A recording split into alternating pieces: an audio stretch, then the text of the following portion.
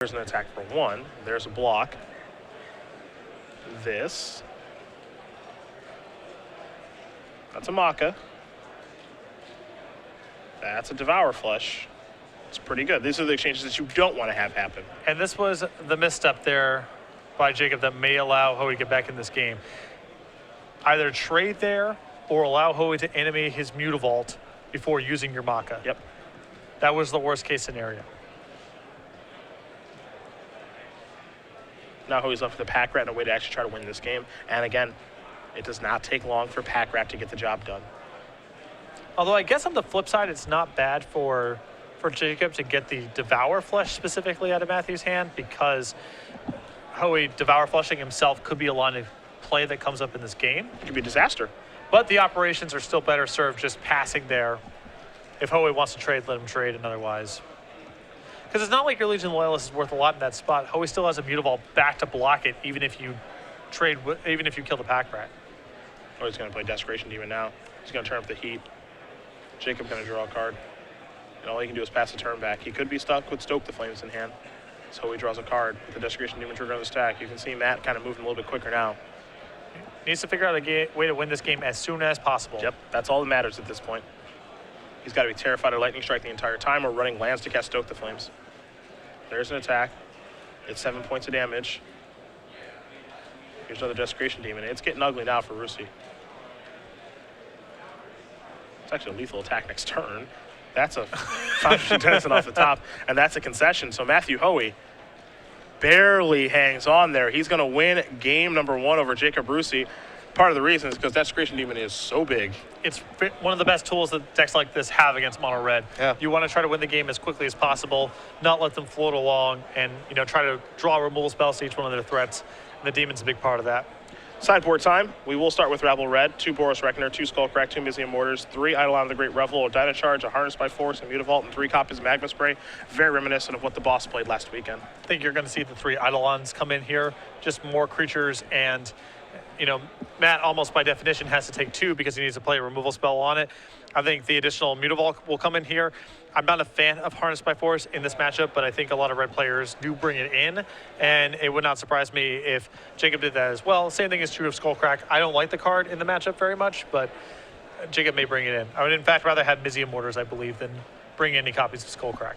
What do we see on the other side there for Hoey? 2 Sin Collectors, Interworld Connections, and Erebos, God of the Dead. 2 Drowned Sorrow, a Deicide, 2 Duress, 2 Lifebane Zombie, 4 Doomblade. The thing that stands out most of all, of course, the 2 copies of Drowned Sorrow and the 4 copies of Doomblade. If he wants to go any further than that, bringing cards like Sin Collector, I would be surprised, but the 2 Sweepers and the 4 Doomblades are going to be excellent here.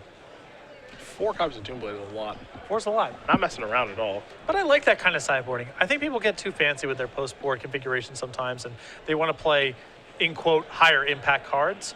But often the best cards in your matchup are your most efficient cards. Even though Doomblade looks like a game 1 card, it's fine to have 4 copies of that in your sideboard. You're going to bring them in all day long, and they're going to be very good when you bring them in.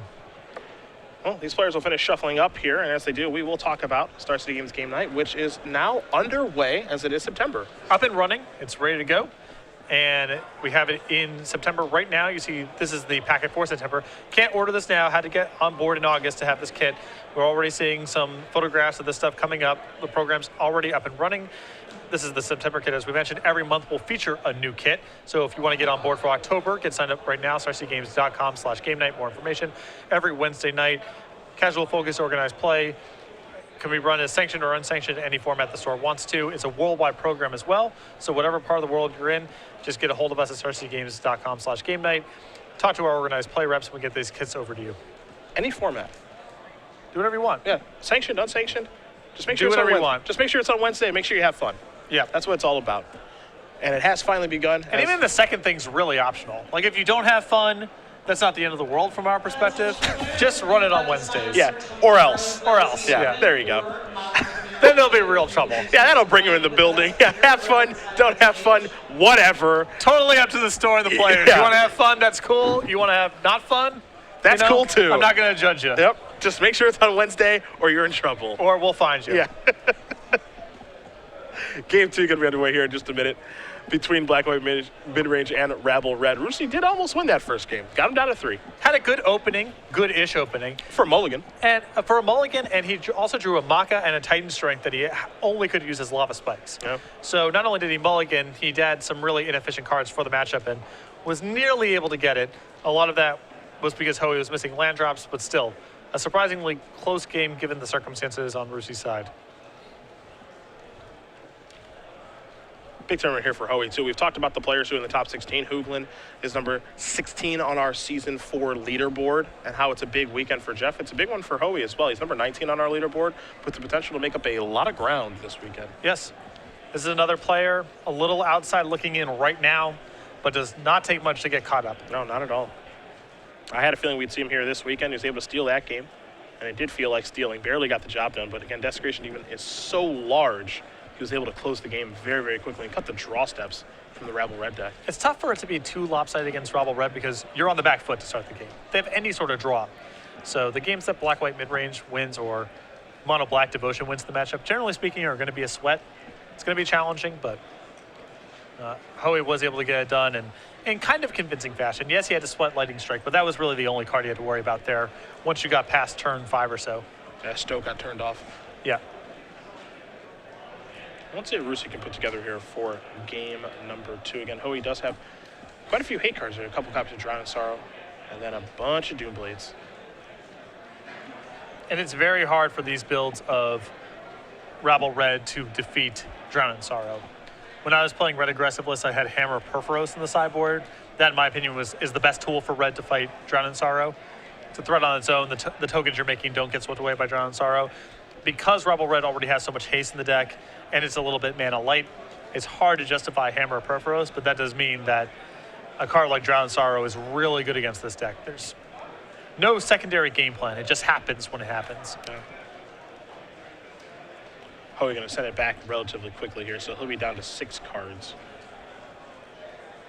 And Season 4 opened up last weekend at the Season 3 Invitational. We all know that Tom the Boss Ross went back-to-back, Chris Van Meter winning our Standard Open, and Dan Musser winning Legacy Open to kick off Season 4.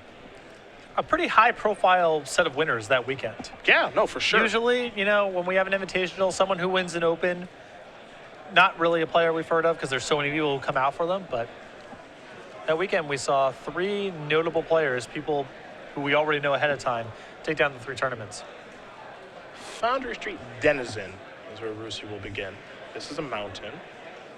This is a Burning Tree Emissary, Trigger the Denizen. The follow-up is Firefish Striker. This is a fantastic start. An attack for 3. Yeah, these are the kind of openings that both put a ton of pressure on decks like Black, but also cannot be Drown in Sorrow. There's a Pack Rat to get in the way. You know that thing can't even block this turn. Now, these are the kind of draws that easily get through a Pack Rat. Yeah. Firefish Striker looking pretty good. Let's see what this is going to be.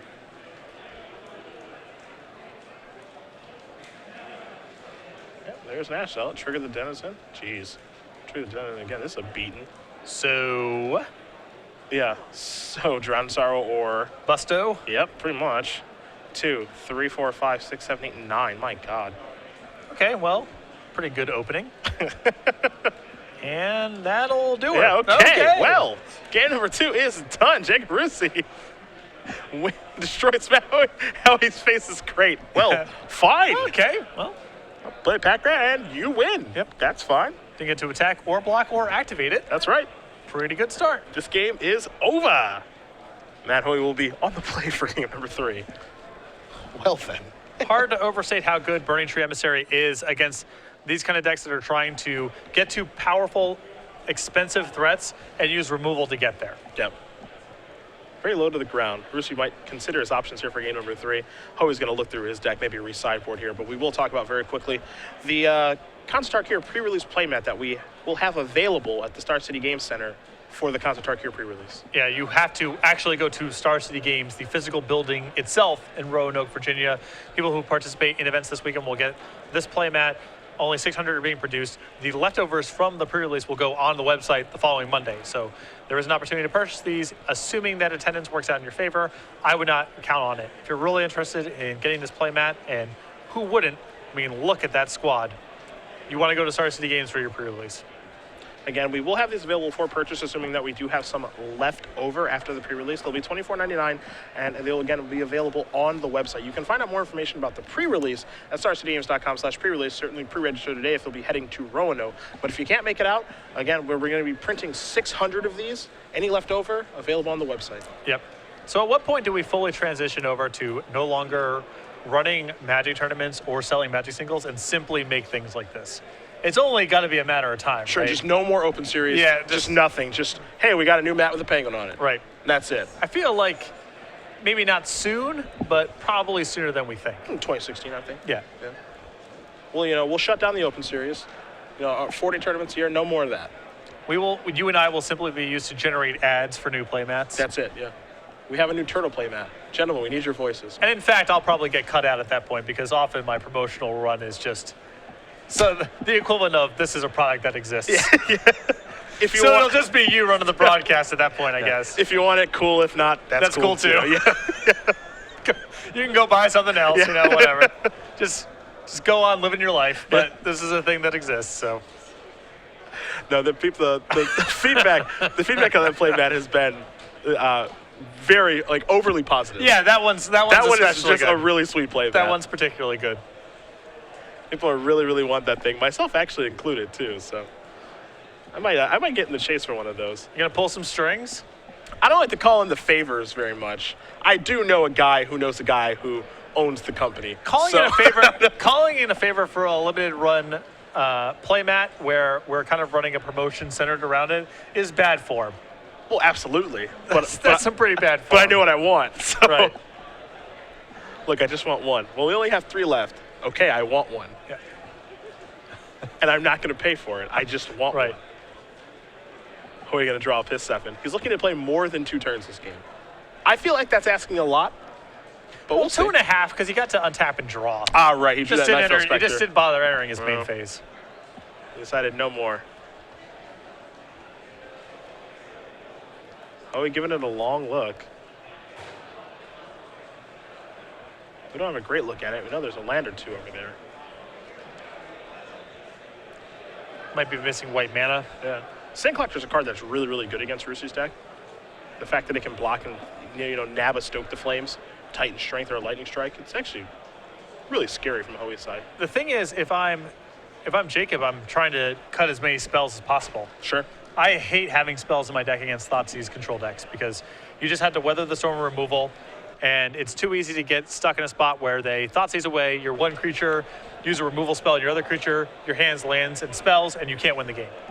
So, Sin Collector definitely has moments of being spectacular, but as a rule, I try to sideboard in such a way that naturally limits the impact of that card to begin with.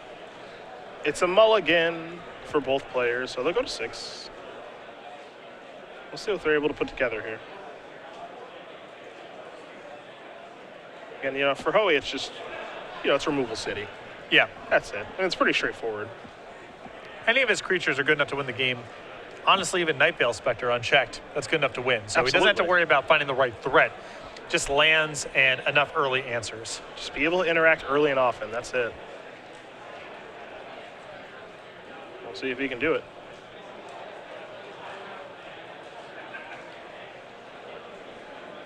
Some people wondering about our predictions on what the other 4 charms do. That's tough. I'm not great at that. I know they'll all be sweet. That's my prediction. The 3-color charms especially are always sweet. The 2-color charms are, the Gruul charms and stuff like that. They were all pretty cool, but the 3-color charms are always awesome. Yeah. Do you remember the original ones?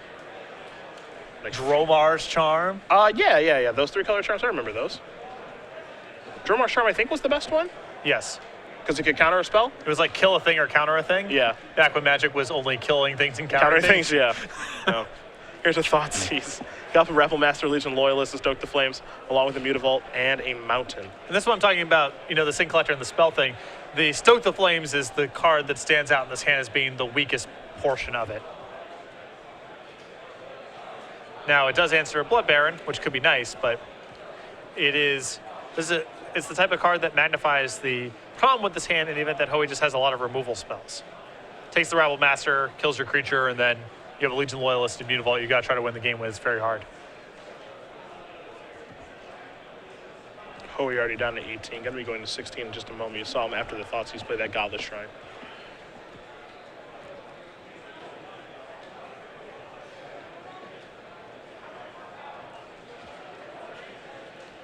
I think Jacob must have drawn something of substance if he's thinking about this turn. Yeah, that sure seems that way.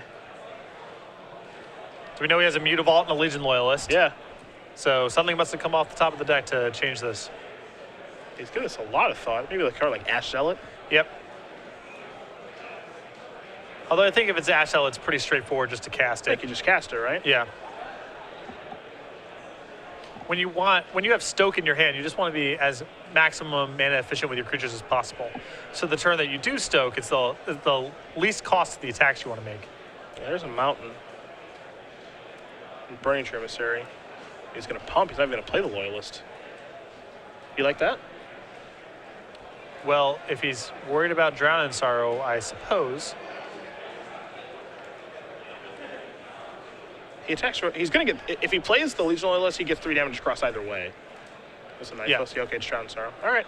Well, This works out. I guess. This works out. I mean, it works out as best it can against the Drown in Sorrow. Yeah. I will say that. There's the Mutavault. Here's Legion Loyalist. That's an attack for 1. Oh, he's at 14. Draws a copy of Mutavault. He just passes the turn back. Russi will draw.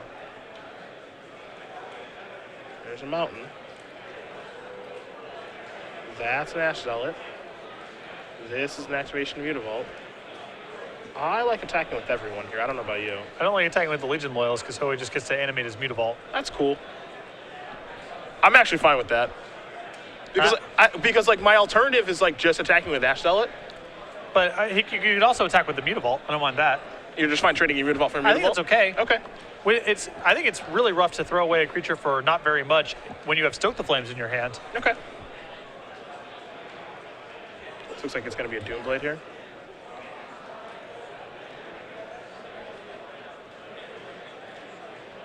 Yeah, things get ugly now. And it's one of those spots where, maybe Hoey blocks with the Mutavault, maybe he doesn't. If you just send in the 2/2/2s, who knows? It depends what's in his hand.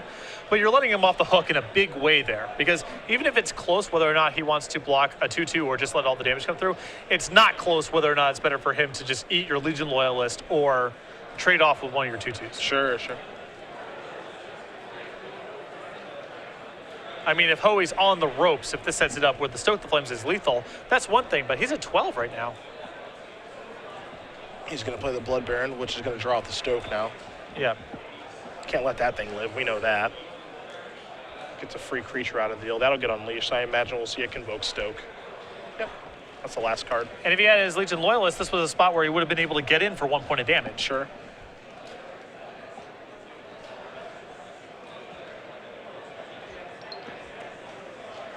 You do make a compelling argument, sir. Here's the beatdowns. Mutavault will go active.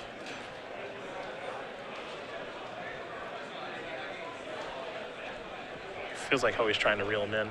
Yeah. You just pass. Yeah, you just let it go. You don't need to make a move until Hoey does. Got to show some patience.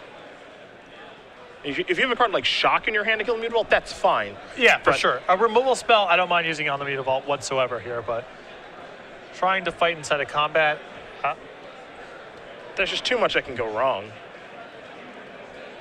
Yeah, there's the block. Okay, so that was all before blockers were declared. Okay, and even if he has a Maka here, I still just pass. I'm still just not doing anything. The way the game is shaping up, this could be the type of game where you'd rather cast a Maka. Absolutely. Yeah.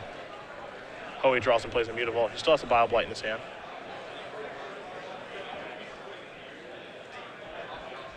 Here comes Santa Claus.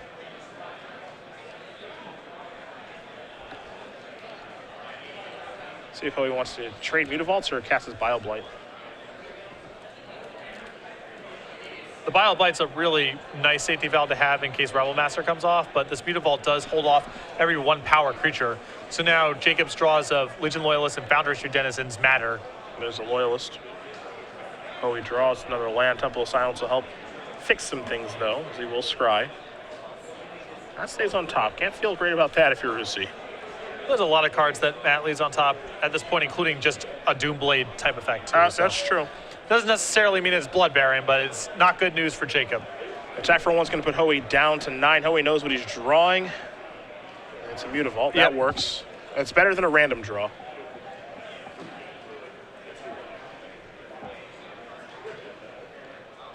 See if this 2 mana nets. An Eidolon. That's not so bad. It's going to be something. It's going to trade with the Mutavault or the Bile Blight. Yeah, it's worth something.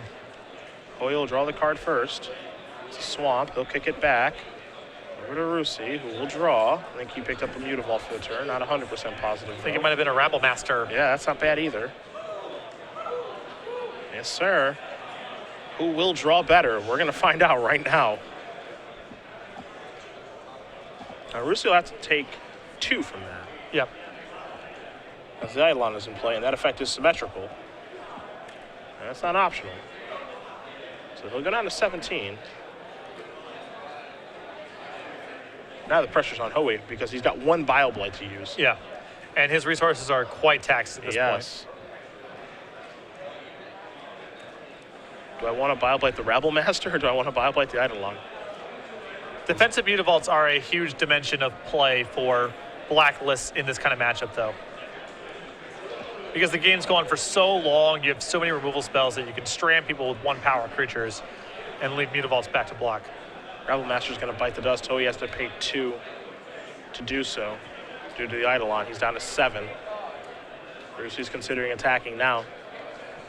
If you're in Jacob's spot, your opponent has 1 card in hand. Are you attacking with the Eidolon? I would have, yes. Trade with the Mutavault? Yeah, because otherwise you got to, it's just tough to free up this Legion Loyalist otherwise. Here's 2 mana. There's another Eidolon. He'll take 2. If you have a second Eidolon, I guess he's trying to set up some sort of soft lock here where... That's what it feels like, right? Yeah. Or he basically says, I'm not attacking. If you play a spell that costs 3 or less like this Nightfell Spectre you just drew, you're down to 3, and that might be your only spell you get to cast for the rest of the game. Yeah. I didn't like holding back last turn, but now that Jacob's drawn the second one, this is excellent for him. Now, to be fair, that doesn't mean it's the only spell he gets to cast for the rest of the game, because Desecration Demon is still alive, Blood Baron is still alive. Yeah, no, he still has plenty of cards. Elspeth, if that's still in his deck, that's a live draw here. But his plan, I think more important than anything, it makes sense. Like it's been the same, right? He didn't change what he was doing. He's valuing Eidolon so highly, he won't attack with it. Yeah. And Hoey says, all right, I'm going to 3, unless you miss these triggers somehow. All right, down to 3. Hoey will pass. And now any big draw from Jacob might just get this done. Yep. This is something. He's reaching for his mana very quickly. He doesn't have to play around a removal spell in this spot either, because Hoey's locked from playing anything unless he has some weird 4-mana removal spell in his hand. Ash Zealot comes down. And an extension of the hand. Jacob Russi is going to win this match over Matthew Hoey. 2-1. Rabble Red is able to dispatch Black-White mid-range. I think Matthew did a great job game 3 of getting himself into a spot where he had a big draw, but he just didn't find it in time. Drew a lot of swamps. Most of his lands there, the temples and the Mutavaults are all very good draws, but Jacob drew a lot better than Matthew over those couple critical turns.